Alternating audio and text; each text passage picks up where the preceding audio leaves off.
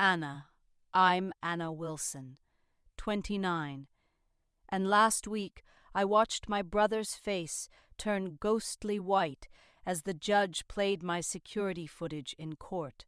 The same brother who partied in my apartment for 3 months, the same one who left wine stains on my white carpet and cigarette burns on my furniture, was now claiming I had caused him severe emotional distress by kicking him out. The courtroom fell silent as his own voice boomed through the speakers. Sis doesn't know I'd had 15 people over here tonight. Place is trashed, but whatever. It's not my problem.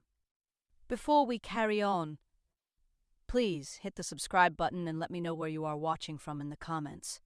Growing up with my older brother Marcus had been a lifelong exercise in patience, while I worked 2 jobs through college to avoid student loans.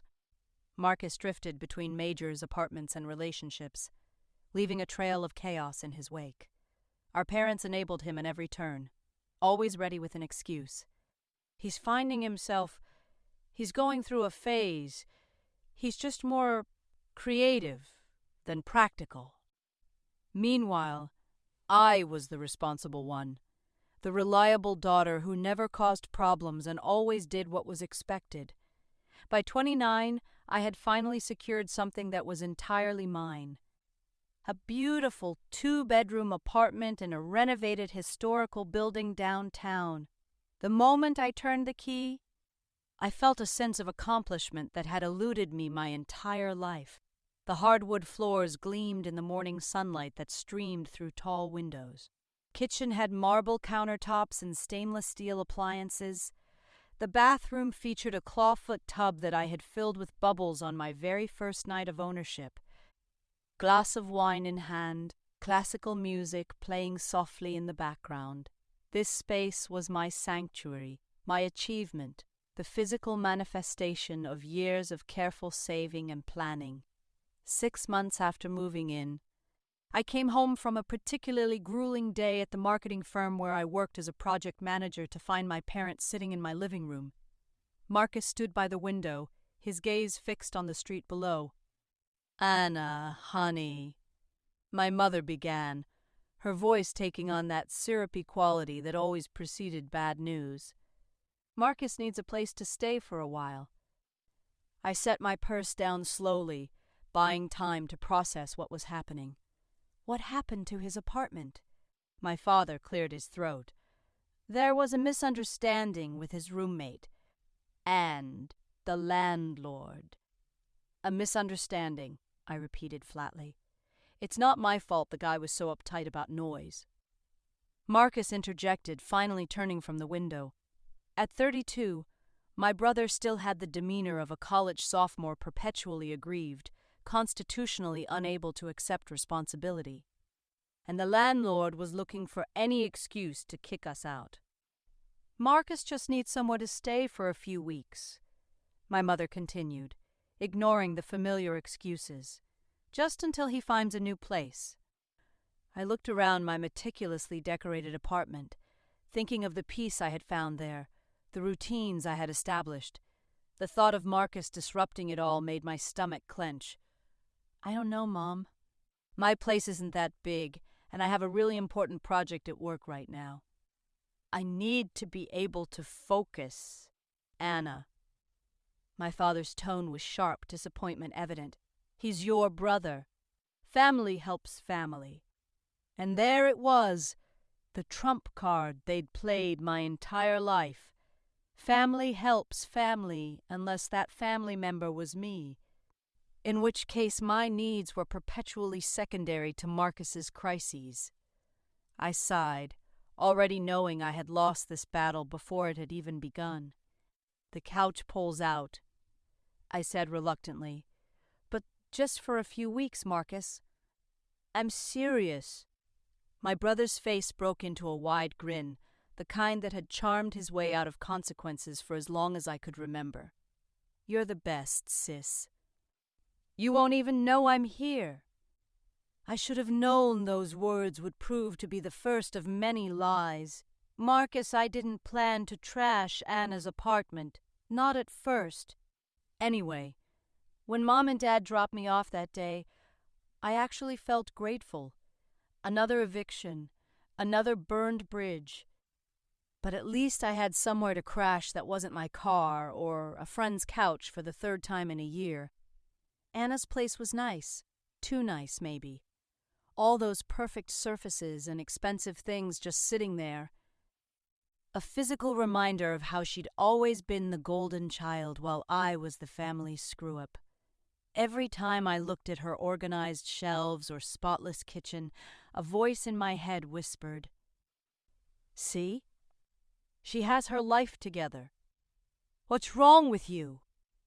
The first few days, I tried. I really did. Kept my stuff contained to the living room, cleaned up after myself in the bathroom, even bought groceries once.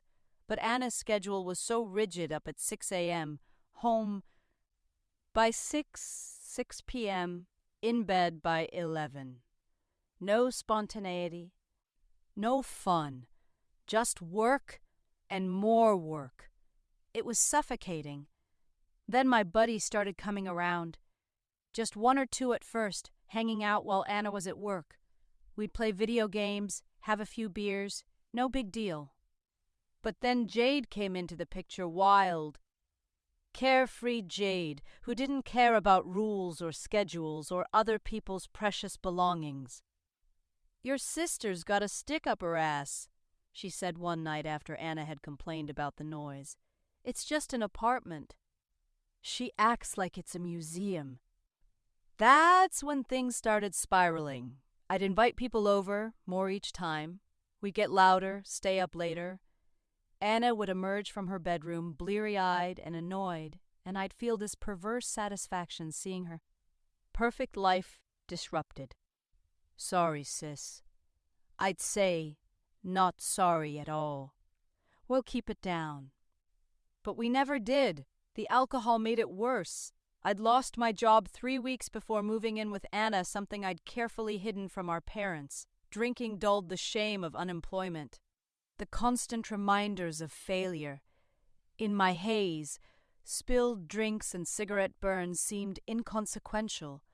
One night, after a particularly wild party, I overheard Anna on the phone with our mother. "I can't do this anymore," she was saying, voice strained with exhaustion. "He's completely taking over my space." "There were 20 people here last night, Mom." "Someone threw up in my bathtub." I waited for our mother to take my side, as she always did. Sure enough, Anna's next words confirmed it. "I know he's going through a hard time, but this is my home. I've worked so hard for it." "Yes, I understand family helps family, but—" She emerged from her bedroom looking defeated, not even surprised to find me eavesdropping in the hallway. "Mom thinks you should give me more time," I said smugly. Anna just stared at me, something hardening in her expression. "3 more weeks, Marcus. That's it. Then you're out, whether you have a place or not." I laughed it off, but something about her tone unsettled me. It wasn't the usual Anna accommodating, responsible Anna who could always be counted on to clean up my messes. "Whatever you say, sis," I replied, already plotting the party I'd throw that weekend while she visited our grandmother. I didn't know it then, but that would be the beginning of the end. The party that finally broke Anna's patience, the one that would lead to eviction, to living in my car, to a desperate, alcohol-fueled lawsuit that would change everything. Anna, the final straw came when I returned from visiting my grandmother to find my apartment unrecognizable. The cream-colored sofa was stained with what looked like red wine, cigarette burns, and something I didn't want to identify.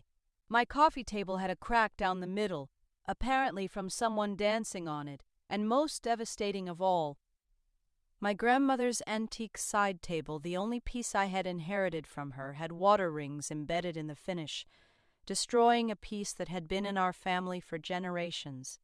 Marcus was asleep on the couch. oblivious to the destruction around him. Empty bottles littered every surface, and the entire apartment reeked of stale beer and cigarettes.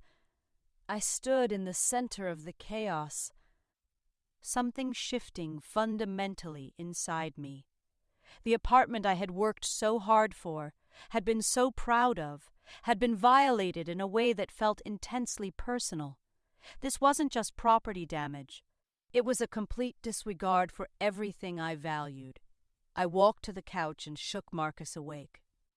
"Get up," I said, my voice calm in a way that surprised even me. "Pack your things. You're leaving today." He blinked at me groggily, then smirked.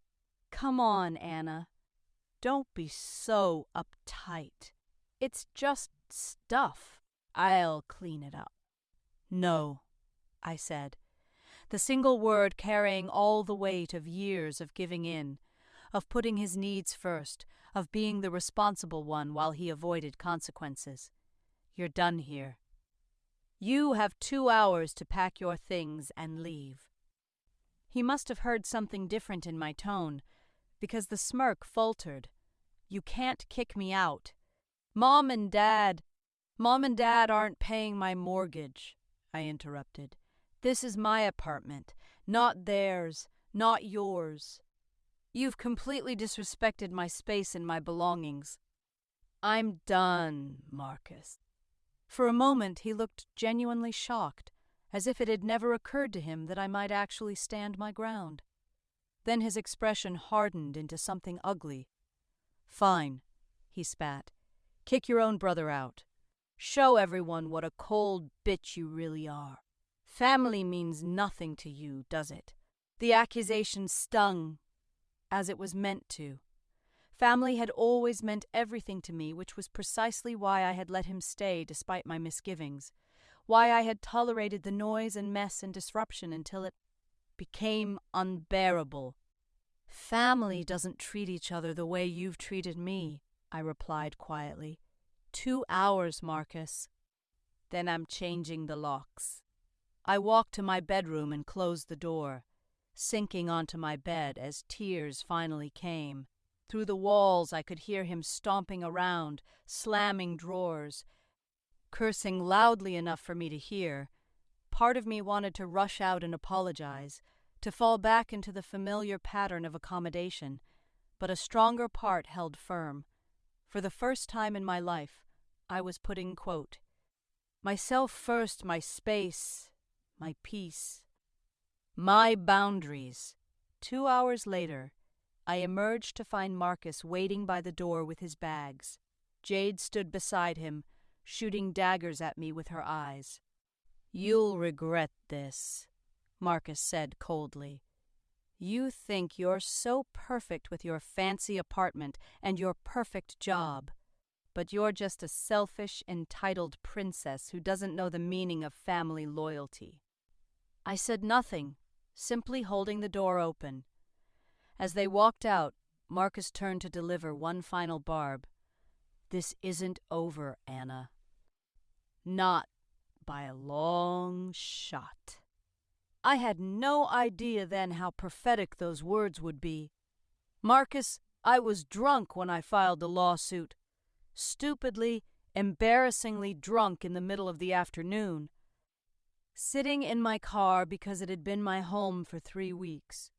Jade had dumped me the day after Anna kicked us out, tired of my drama and lack of stable housing. My so-called friends had suddenly become too busy to let me crash on their couches. Even my parents, after initially sympathizing, had grown tired of my excuses. You need to take responsibility, Marcus, my father said during our last phone call. Anna had every right to ask you to leave after what you did to her apartment. What I did? I had shouted, indignant. She invited me to stay, then threw me out without warning. She knew I had nowhere else to go. But even as I said the words, I knew they were lies. Anna had given me multiple warnings. She had tolerated more than most people would have. The truth was uncomfortable, so I buried it under righteous anger and alcohol. The lawsuit was Jade's idea originally, mentioned in passing before she left. You should sue her for emotional distress or something. People do that all the time.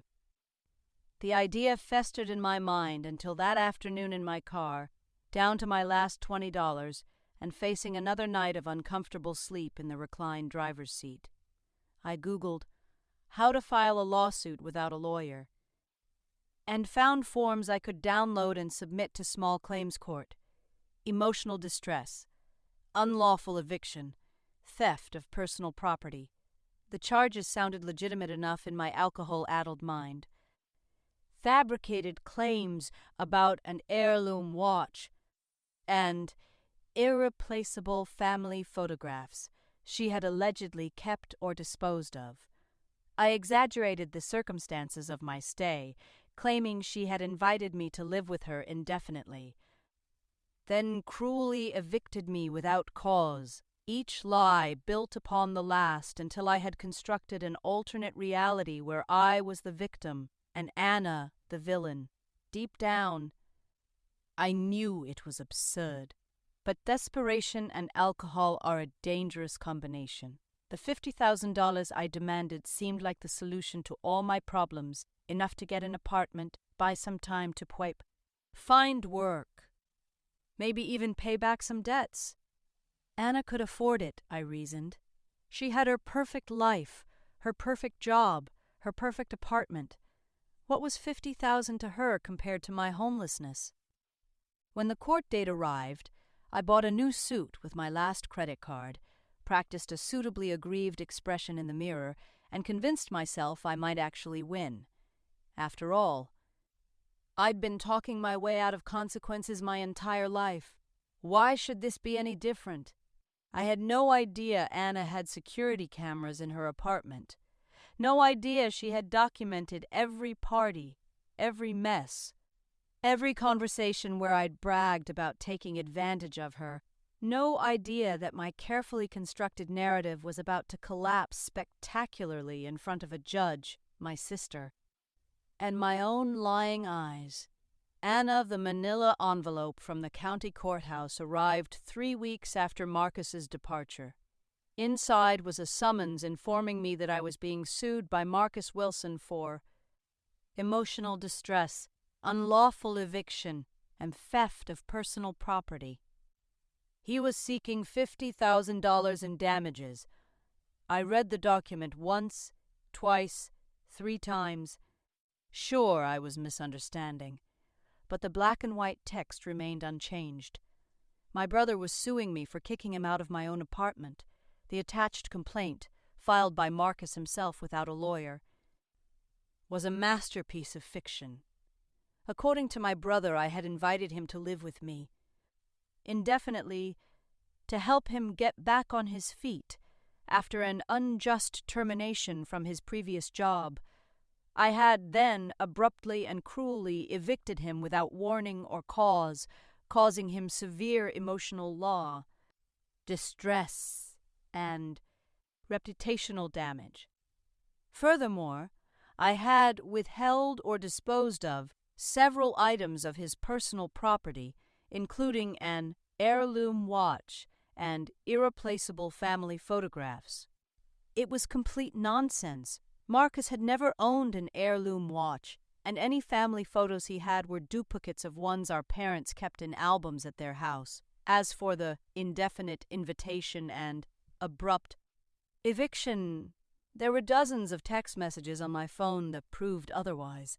My first instinct was to call Marcus and demand he withdraw the suit, but a quick Google search advised against direct contact with, quote, someone who was suing you. Instead, I called a lawyer friend from college, Emma, who agreed to look at the paperwork. This is interesting, she said the next day over coffee, flipping through the complaint. No attorney is listed, so he's representing himself. That's usually not a great sign. The claims themselves are pretty weak. He'd have to prove you actually invited him to stay indefinitely, for one thing, and Emotional distress is notoriously hard to prove without medical documentation. So it's ridiculous, I said, relief flooding through me. The judge will throw it out, right? Emma tilted her head. Most likely, but you still need to respond formally and appear in court. And you should gather any evidence you have about the actual arrangement. I have text messages, I offered, and emails. Plus, my neighbors can testify about the noise and parties. That's good. What about the property he claims you kept or disposed of? I snorted. Non-existent. He left with everything he came with. Plus some of my things, I'm pretty sure. Document that too, if you can, Emma advised. Take photos of your apartment showing there's nothing of his left behind. If you have any pictures of the apartment before and after his stay, those would be helpful as well. That's when I remembered the cameras. Shortly after buying my apartment, I had installed a small security system. A doorbell camera and 2 indoor cameras, one in the living room and one overlooking the kitchen and entryway. The system stored footage on a cloud server for 30 days before automatically deleting it. I have security cameras, I told Emma, hope rising in my chest. I completely forgot about them with everything going on, but they would have recorded everything: him moving in, the parties, him and Jade staying past the 3 days I agreed to, him moving out with all his belongings. Emma's eyes lit up. That's fantastic. Download all of that footage immediately, before it gets deleted. That kind of evidence is gold in a case like this. I spent that night combing through weeks of security footage, downloading anything that might be relevant. There was Marcus bringing in clearly drunk friends at 2 a.m. There he was using my credit card to order food delivery while I was at work. There was Jade trying on my clothes and jewelry when I wasn't home. There was Marcus leaving with all of his bags. Nothing left behind, giving my apartment door the middle finger as he walked out. But the most damning footage came from a conversation Marcus had in my living room with a friend 3 days before I kicked him out. The camera caught him, lounging on my couch, beer in hand, saying, "I've got it made here, man. Free rent, free food, no one to answer to. Anna's such a pushover. I figure I can stretch this out for at least 6 months before she grows a spine."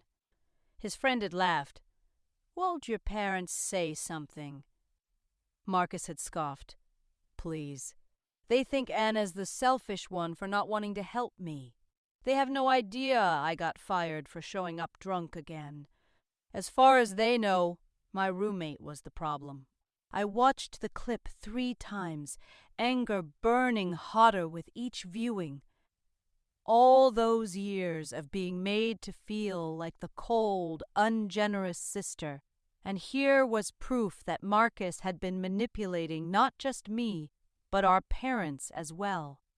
Armed with the footage, text messages, and photos of the damage to my apartment, I filed my response to Marcus's lawsuit and waited for our court date. The courtroom was smaller than I expected, more mundane. No dramatic wood paneling or imposing architecture like in the movies. Just a functional room with fluorescent lighting and uncomfortable chairs. I arrived 5 minutes late, sweating slightly in my new suit, the tags still tucked inside the sleeve because I planned to return it afterward.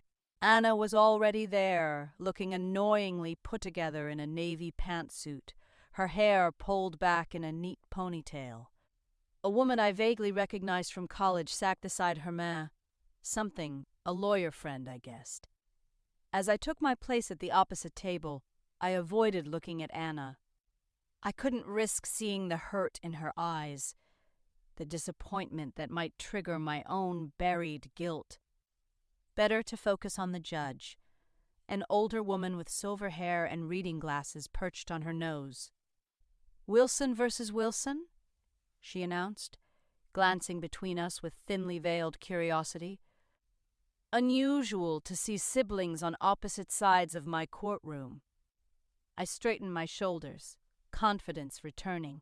I was good at this, playing the victim, spinning a narrative. I'd been doing it my whole life.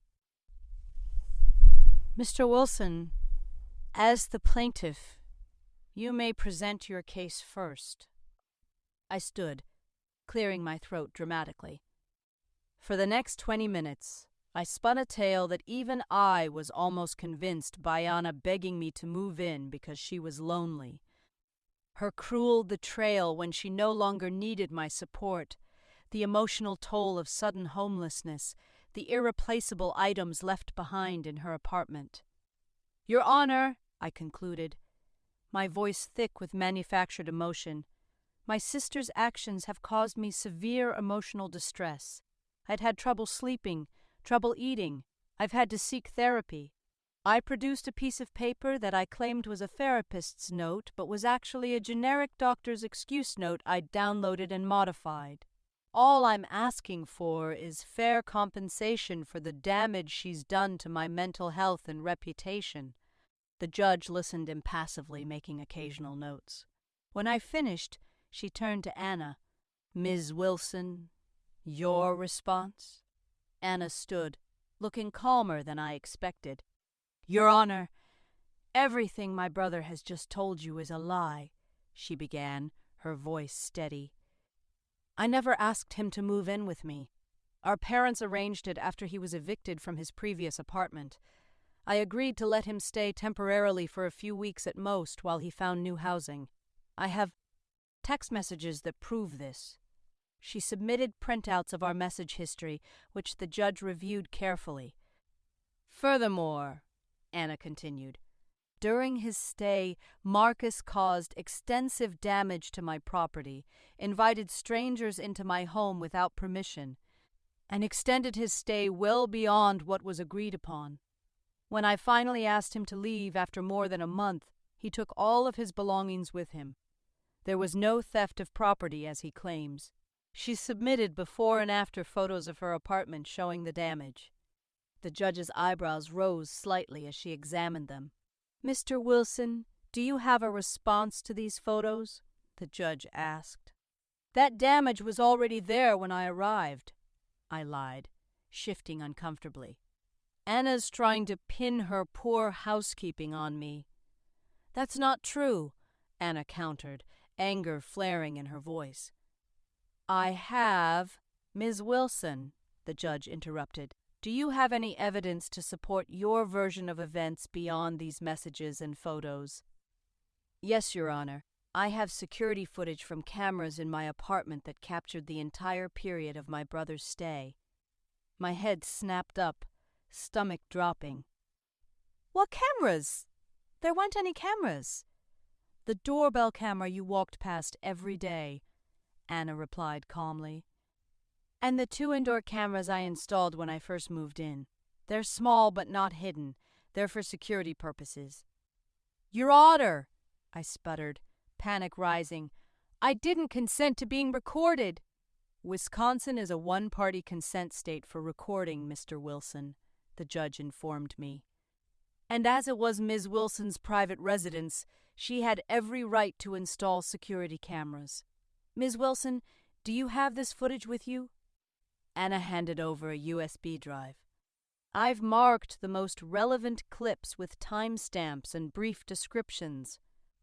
As the clerk set up the footage on the courtroom monitor, I felt sweat beading on my forehead. This wasn't how it was supposed to go.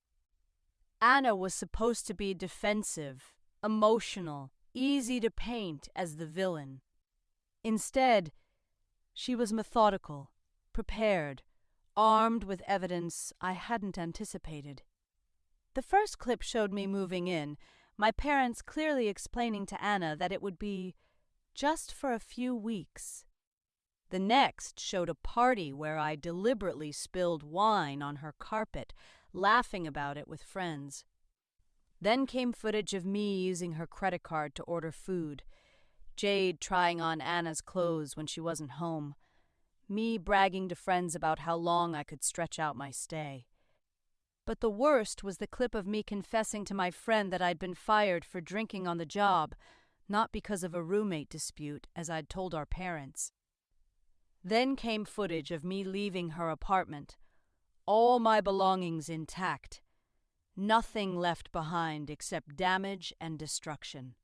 As the final clip ended, a heavy silence fell over the courtroom. I stared at the blank screen, my case in ruins, my lies exposed in high definition. The shame I'd been drowning in alcohol suddenly surfaced, impossible to ignore. "Mr. Wilson," the judge said, her voice cool, "it appears that not only is your claim without merit, but you have deliberately misrepresented the facts to this court. Your sister did not invite you to live with her indefinitely. You were not unlawfully evicted. No property of yours was stolen or disposed of. In fact, the footage suggests you may have taken items belonging to your sister when you left." I opened my mouth to protest, but no words came out. What could I possibly say in the face of such clear evidence? "I've heard enough. This case is dismissed." The judge turned to Anna. "Ms. Wilson, do you wish to file a countersuit for the property damage or stolen items?" I held my breath, waiting for the final blow. Anna glanced at me, something complex passing across her face on Gore. Disappointment, but also something else. Weariness, perhaps. Or pity. "No, Your Honor," she said quietly. "I just want this to be over." Relief mingled with shame in my chest. Even now, after everything, she was showing me mercy I didn't deserve. "Very well. However, I am ordering Mr. Wilson to pay court costs and a fine of $1,000 for filing a frivolous lawsuit and wasting this court's time." The judge banged her gavel. "Court is adjourned." As I gathered my papers, the useless, fabricated evidence, the lawsuit built on Lizai, finally forced myself to look at Anna. The anger I had expected to see was absent, replaced by something that might have been sadness. I opened my mouth, though I had no idea what I could possibly say to make any of this right. But before I could speak, she turned and walked away, her lawyer friend's arm around her shoulders. And I realized with crushing clarity that I had just lost much more than a frivolous lawsuit. "Anna, I didn't hear from Marcus for 6 months after the court case." My apartment slowly returned to its former state. I replaced the stained carpet with hardwood floors, bought a new coffee table, repainted the walls in colors that felt fresh and untainted by bad memories.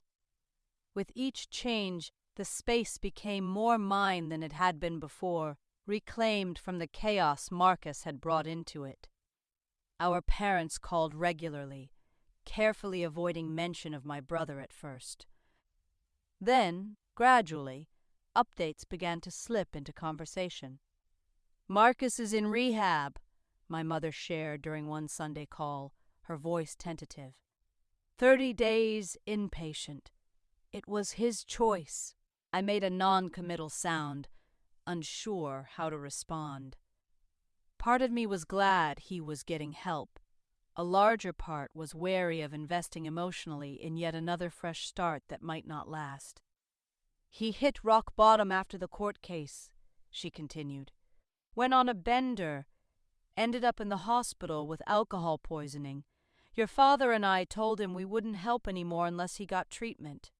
This surprised me. My parents setting boundaries with Marcus was unprecedented. "That must have been a difficult conversation," I said carefully. "It was," my mother admitted. "But necessary. We've enabled him for too long, Anna. We see that now." The acknowledgement was unexpected, a small validation of what I had felt for years but never heard expressed. 3 months later, my father mentioned that Marcus had completed the program and was attending outpatient treatment 3 times a week. A month after that, my mother reported he had found part-time work at a bookstore and was staying with a friend from his recovery program. I listened to these updates with cautious detachment, neither celebrating nor dismissing them. My trust had been broken too thoroughly to be rebuilt through second-hand reports of progress. Then, 6 months to the day after the court case, a text message appeared on my phone. Had my 6-month sobriety chip ceremony today. Wanted you to know. I stared at the message from Marcus, unsure how to respond. Was this the beginning of another manipulation? Another scheme? Or was it a genuine attempt at connection? At making amends? After careful consideration, I typed back, "Congratulations, I'm proud of you." And I was, cautiously. Proud that he was facing his demons. Proud of myself for no longer enabling them. Proud of us both for finding our way toward healing, however slowly. A week later came another message. "Would you be willing to meet for coffee sometime? I understand if you're not ready." This one took longer to answer. Meeting in person would mean reopening wounds that had just begun to heal, risking disappointment, perhaps even falling back into old patterns. But refusing might close a door that, for the first time, seemed to be opening towards something healthier. "Okay," I replied finally. "Next Wednesday, 2 p.m., at Riverside Cafe." I chose a time and place that felt neutral and public, with limited time for conversation since I had a client meeting at 3:30 a.m. When I arrived, Marcus was already there, fidgeting with a paper napkin, looking more put together than I had seen him in years. Clean-shaven, hair trimmed neatly, wearing a button-down shirt that wasn't wrinkled or stained. "Thanks for coming," he said as I sat down across from him. His voice lacked its usual brash confidence. "How are you?" I asked, unsure where to begin. "Better," he replied, meeting my eyes briefly before looking down at his coffee. 193 days sober now. That's really great, Marcus." He nodded, then reached into his messenger bag and pulled out an envelope. "This is for you," he said, sliding it across the table. Inside was a check for $3,000. "What's this for?" I asked, though I already knew. "It's not enough to cover all the damage," he admitted. "But it's a start. My sponsor says making amends isn't just about apologies, it's about trying to right the wrongs when possible." "You're working the steps," I observed, remembering what little I knew about recovery. "Programs." "Yeah, step 9 is a beast." He attempted a smile that didn't quite reach his eyes. "There's a lot of people on my list, but you were at the top." I folded the check carefully and put it in my wallet, understanding the significance of the gesture. "Thank you." We talked for over 2 hours, my client meeting forgotten. Marcus told me about his recovery journey, the realizations he'd had about his behavior patterns, the work he was doing to rebuild his life from scratch. I shared updates about my apartment renovations, the boundaries I'd been setting with our parents who, to their credit, were finally respecting them. As we prepared to leave, Marcus hesitated before asking, "Do you think we could do this again sometime? Maybe once a month or so? I understand if you need more time." I considered his request carefully. The old Anna might have immediately agreed, putting his needs above my own comfort. The new Anna measured her own feelings first. "I'd like that," I said finally, surprised to find I meant it. "But let's take it slow."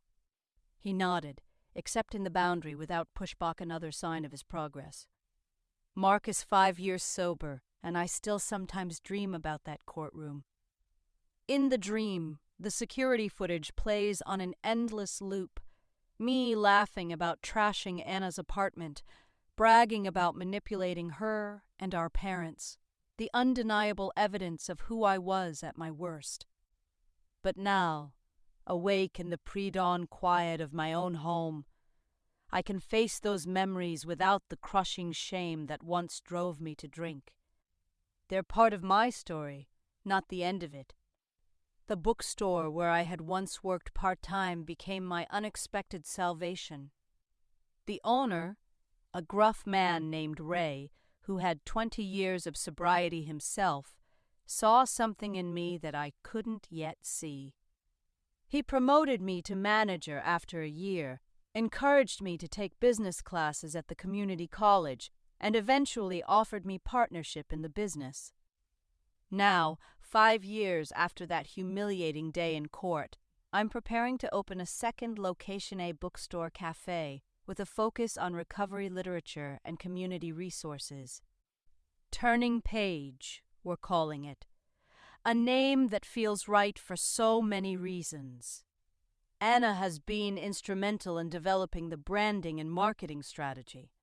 Our monthly coffee meetings gradually evolved into family dinners, holidays spent together, and now a professional collaboration that would have been unimaginable 5 years ago.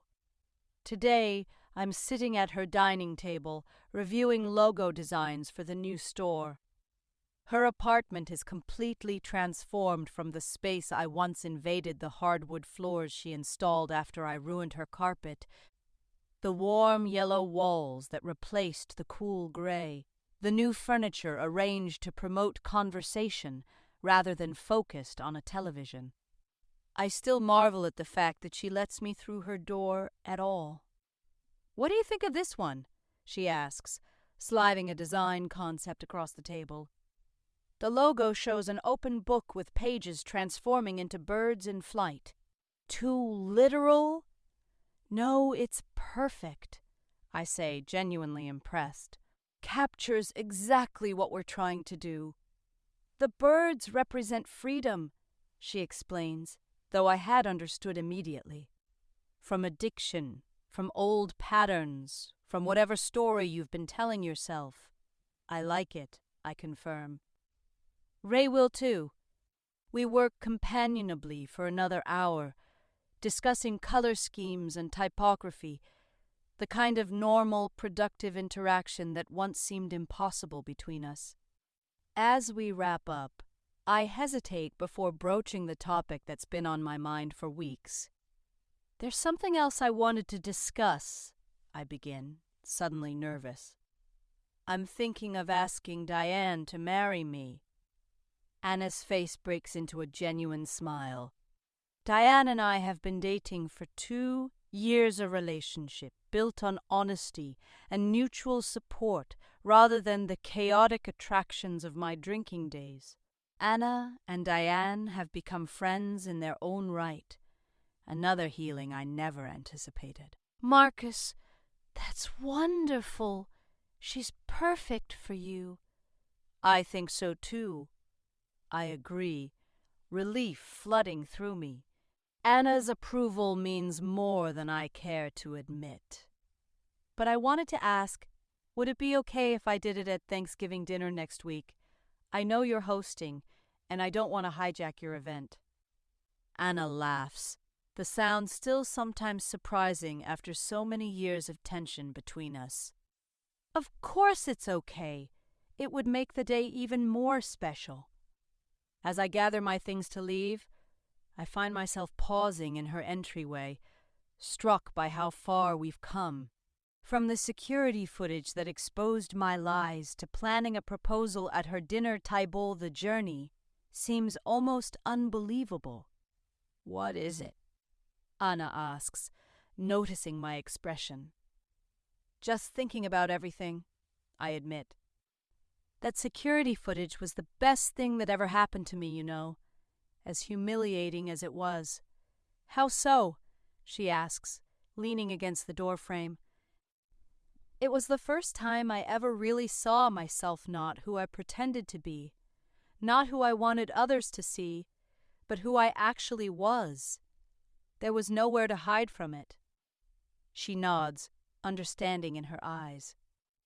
Sometimes we need that mirror held up, however painful it might be. I'm just grateful you didn't give up on me entirely, I say, the words inadequate for the depth of feeling behind them. You had every right to. Family, she says simply, but the word holds different meaning now than it once did. Not an obligation or a burden, but a choice. A relationship built on respect rather than manipulation, on boundaries rather than enabling. As I drive home to my modest apartment where Diane is waiting, I reflect on how that courtroom humiliation became the foundation for rebuilding my life. The security cameras that caught me at my worst ultimately showed me the path to becoming my best self. Some might call it ironic.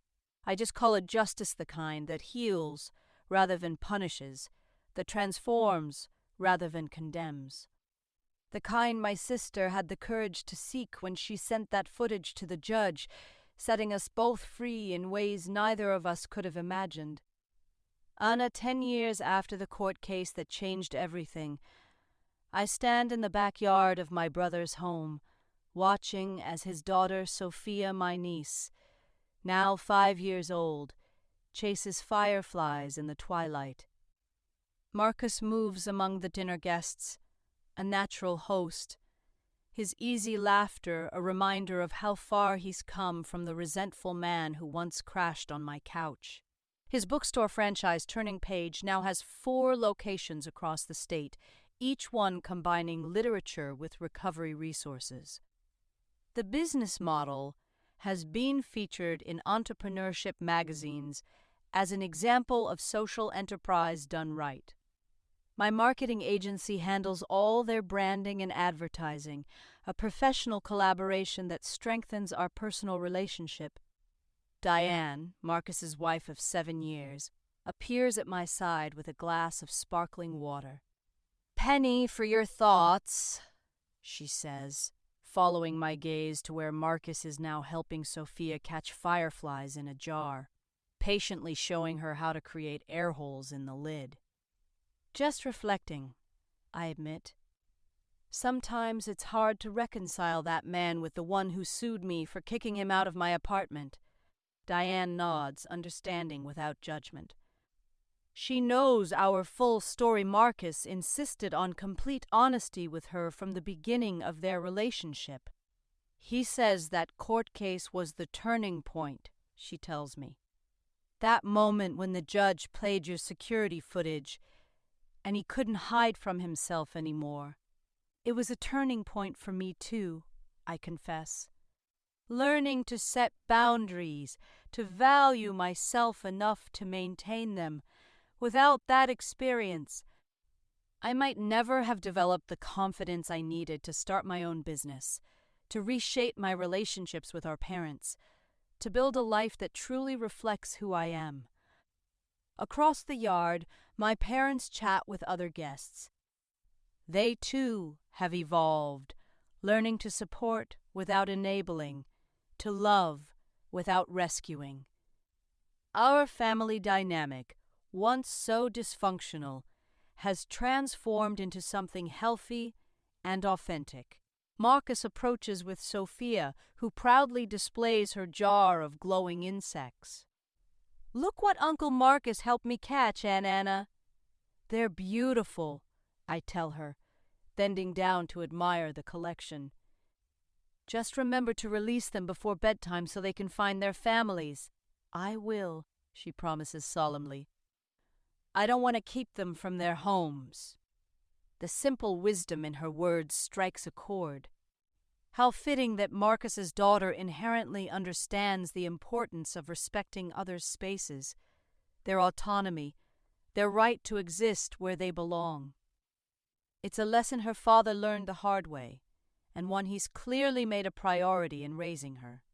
Later, as the party winds down and guests begin to leave, Marcus and I find ourselves alone on the porch swing, watching the last fireflies blink in the darkness. 10 years, he says quietly. Sometimes it feels like yesterday, and sometimes it feels like another lifetime entirely. Both can be true, I suggest. The past is always with us, shaping who we become, but it doesn't have to define or limit us. He nods, understanding in his eyes.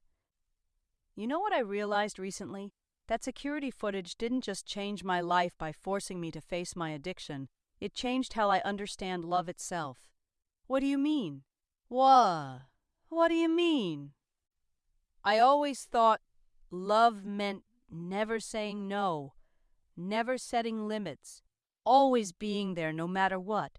But that's not love that's enabling. Real love is having the courage to set boundaries, to hold people accountable, to believe they're capable of more than their worst behavior. His words resonate deeply. That's exactly it, I agree. For the longest time, I thought setting boundaries made me selfish or cold.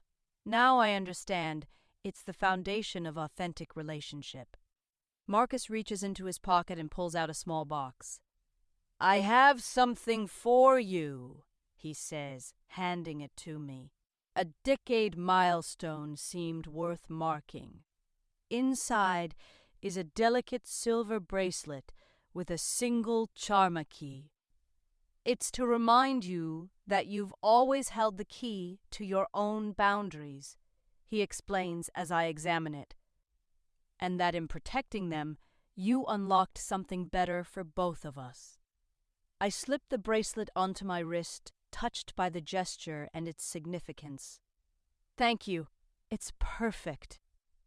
As we sit in comfortable silence, I reflect on the long, winding road that brought us here. From that desperate lawsuit to this moment of peace and mutual respect, the journey hasn't been what either of us would have chosen. Yet the destination has proven worth every difficult step. The security cameras that once caught Marcus at his worst are long gone, but the truth they revealed remains. Sometimes the hardest boundaries to set are the ones that ultimately save us both. Mark is 15 years sober, and I'm standing before an auditorium filled with recovery community members, business leaders, and family. The occasion is the 10th anniversary of Turning Page, the bookstore that grew from my rock bottom into a thriving enterprise with locations across 3 states. When people ask me how this business began, I tell the audience. I usually give them the simplified version that I found sobriety, discovered a passion for literature as healing, and built a space where others could do the same. But the real story begins in a courtroom 15 years ago, with security footage that changed everything. From my position at the podium, I can see Emma in the front row, Diane beside her. My parents, now in their 70s, watch attentively from reserved seats. My children Sophia, now 10, and Jack, 7 sick between them, fidgeting slightly, but proud to see their father recognized. That day in court, I continue, I was exposed in the most humiliating way possible. My lies, my manipulation, my complete disregard for someone else's boundaries, all of it played out on a screen for a judge to see. I lost the ridiculous lawsuit I had filed against my sister, but I gained something infinitely more valuable. The mirror I desperately needed to see myself clearly. The audience is silent, attentive. Many of them know pieces of this story, but few have heard it in its entirety. Recovery isn't just about putting down the drink or the drug. It's about facing the person you've become and doing the painful work of transformation. It's about making amends not just with words but with actions. It's about building something new from the ashes of what you destroyed. I gesture toward the visual timeline displayed on the screen behind me, showing the evolution of Turning Page from a single storefront to a thriving community enterprise. None of this would exist without that security footage, without my sister having the courage to hold me accountable, without her setting the boundaries that ultimately set me free. I make eye contact with Anna, who gives me an encouraging nod. Our journey from adversaries to allies still sometimes feels miraculous. This business celebrates a decade of operation today, but it also celebrates something more profound: the power of truth to transform even our darkest moments into opportunities for growth. Every person who finds recovery literature on our shelves, who attends a meeting in our community spaces, who discovers hope within these walls, they're benefiting from one person's courage to say enough and another person's willingness to finally listen. After the ceremony, as guests mingle and enjoy refreshments, Anna joins me in the quiet office at the back of the store. "Quite a speech," she says, settling into the chair across from my desk. "You've come a long way from giving the judge fake therapy notes." I laugh at the reminder, no longer stung by the shameful memory. From frivolous lawsuit to Business Owner of the Year, who would have thought? "I would," Anna says, surprising me. Not back then, of course, but there was always something beneath the Kaiyosa person worth believing in, once all the defenses and denial were stripped away. Her words touch me deeply. After all these years, her faith in me still feels like a gift I'm not entirely sure I deserve. "You know," I say, "I got a call from a producer last week. They want to adapt our story into a documentary series about transformative moments in people's lives." Anna raises an eyebrow. "A documentary? About us? About boundaries, addiction, recovery, rebuilding, all of it?" They're particularly interested in how that security footage became a catalyst for change. "What did you tell them?" "That I wouldn't consider it without your full involvement and approval. This is our story, not just mine." She considers this for a moment. "It's a lot to think about, making our family history public to that degree." "I know, and if you're not comfortable with it, we don't do it. Simple as that." My voice is firm, brooking no argument. But I did think about how many families might be dealing with similar situations, enabling loved ones, afraid to set boundaries, stuck in unhealthy patterns. Our story might help them see another way forward. Anna nods slowly, understanding the potential impact. "Let me think about it, and let's meet with the producer together before deciding." This exchange, the mutual respect, the careful consideration of each other's feelings, the shared decision-making would have been unimaginable 15 years ago. Then I would have bulldozed forward, taking what I wanted without regard for how it affected anyone else. Now, collaboration comes naturally, the hard-earned fruit of years spent rebuilding trust. Later that evening, as the anniversary celebration winds down, I find myself alone in the bookstore, surrounded by the shelves I've carefully curated over the years. Each section represents a piece of the journey recovery literature that guided my early sobriety. Business books that helped me build this enterprise, children's stories I now read to Sophia and Jack, philosophical works that helped me understand my own patterns. My phone buzzes with a text from Anna. "Proud of you today, not just for the business success, but for the human being you've become." I smile, typing back. "Couldn't have done it without those security cameras." "And without your willingness to really see what they showed," comes her reply. As I lock up the store and prepare to head home where Diane and the kids are waiting, I pause to look back at the space I've created from the ashes of my former life. The security cameras that once caught me at my worst are long gone, but their impact remains in this business, in my sobriety, in the authentic relationship I now share with my sister. Some might call it ironic that my biggest humiliation became my greatest blessing. I just call it justice the kind that heals rather than punishes, that transforms rather than condemns. The kind that taught me, finally, that sometimes the hardest boundaries to set are the ones that ultimately save us both.